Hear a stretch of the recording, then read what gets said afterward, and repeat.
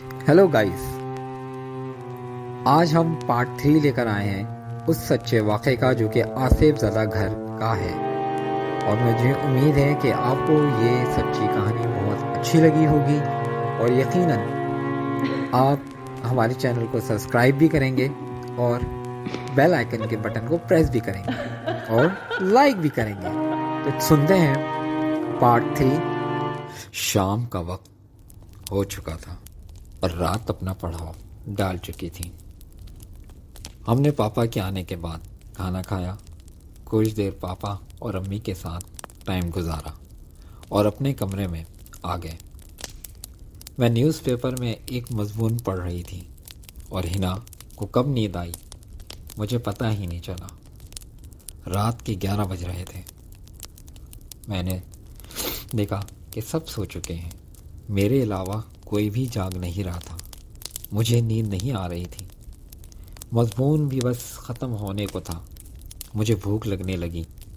सोचा किचन में जाकर कोई फ्रूट्स खा लूं ताकि भूख तो ख़त्म हो।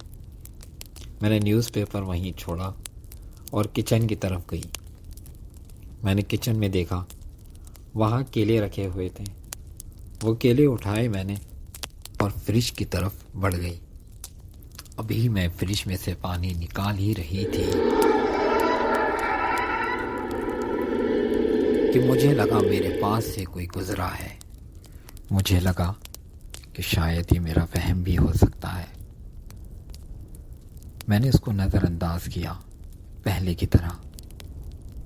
पानी की बोतल और केले लेके मैं अपने रूम में आ गई और आके बैठ गई।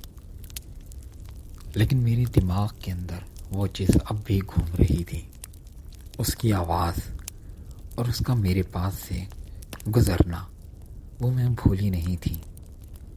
मैंने केले खाए, पानी पी और वापस किचन की तरफ आने लगी।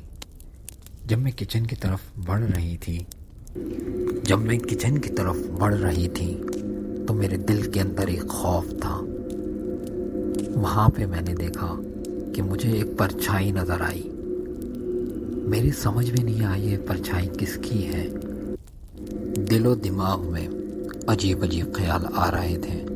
मैं जैसे जैसे स्लोली कदम अपने किचन की तरफ बढ़ा रही थी, मुझे अजीब अजीब ख्याल आ रहे थे। अभी मैं किचन के करीब ही पहुंची थी कि उस परछाई ने गर्दन मोड़ी। उस परछाई की गर्दन मोड़ने से मुझे अंदाज़ा हो गया ये तो कोई औरत है। जब मैं उसके करीब पहुंची तो वो मेरे बिल्कुल सामने आके खड़ी हो गई। मुझे समझ ही नहीं आया कि हुआ क्या। अभी तो वो इतनी दूर थी और अचानक मेरे पास आ गई। मैं खौफज़दा हो गई। उसके मुंह से खून टपक रहा था। उसके कपड़े बहुत गंदे थे। उसने अपने हाथ मेरी तरफ बढ़ाए। मैं पीछे हटी। मेरी नज़र किचन की स्लैब पे पड़ी तो वहाँ पे बहुत सारा गोश्त मैंने देखा। मेरे समझ में नहीं आया कि ये गोश्त कहाँ से आया। उस गोश्त से खून टपक रहा था। मेरी नज़र फौरन उस औरत के ऊपर पड़ी जो मेरी तरफ बढ़ रही थी और मुस्करा रही थी। मैंने अम्मी को आवाज़ देना चाही। मैं स्लोली पीछे हो रही थी और आहिस्ता आहिस्ता मेरे औसाफ मेरा साथ छोड़ रहे थे। मैंने उसकी तरफ देखा। उसके नाखून बहुत बड़े हुए थे। उसके कपड़ों पे बहुत गंदे धब्बे थे। मैंने चीख मारना चाही लेकिन मेरे मुंह से आवाज़ नहीं निकल सकी। मैंने अम्मी कह के चीख के जोर लगाया लेकिन उसके बावजूद मेरे मुंह से आवाज़ नहीं निकल सकी और मैं बेहोश हो गई। सुबह जब मेरी आँख खुली तो मैंने देखा मेरी छोटी बहन मेरे सर पे ठंडी पट्टियाँ रख रही है और मेरी अम्मी परेशान मुझे आवाज़ें दे रही थी कि सना उठ जाओ, सना उठो, सना उठो। मैंने आँख खोली تو اس وقت میری امی بہت پریشان تھی، لیکن جیسے ہی میری آنکھ کھلی ان کے چہرے پہ مسکراہٹ آ گئی۔ میں نے امی سے بولا، امی میں صحیح ہوں، اب طبیعت میری بہتر ہے۔ مجھ سے وہ پوچھنے لگی کہ تم وہاں کچن کی طرف کیا کرنے گئی تھی؟ ہم نے صبح میں تم کو بے ہوش پایا، خیریت تھی بیٹا؟ کیا ہوا تھا؟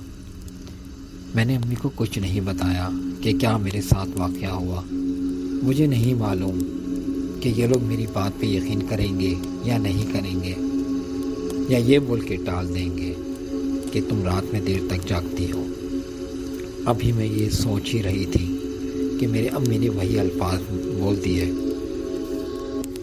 کہ میں منع کرتی ہوں بیٹا، رات میں جلدی سو جایا کرو، تم دیر تک جاگتی ہو جس کی وجہ سے تمہاری طبیعت خراب ہو گئی۔ ابھی میری امی مجھے یہ باتیں بول ہی رہی تھی کہ اچانک کچن میں سے